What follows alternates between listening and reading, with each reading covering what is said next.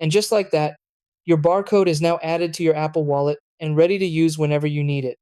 Once it appears inside Wallet, you can scan it directly from your phone without opening your gallery or carrying a physical copy. To make this work, you'll need a third-party app.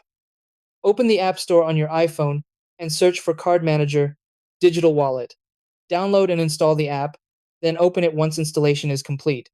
Inside the app, you'll see four options: gift, loyalty, membership, and all. Tap on Add Card, then select Other.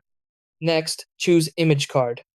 You can now name your barcode and either select an existing barcode image from your photos or take a new picture of the barcode using your camera. After adding the image, tap Save.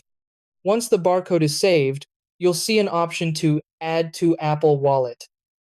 Tap on it, and your barcode will be successfully added to Apple Wallet. Hello guys, welcome back to the channel. In this video, we showed you how to add a barcode to Apple Wallet using a simple workaround. If this video helped you, don't forget to subscribe for more quick iPhone tips. Thanks for watching.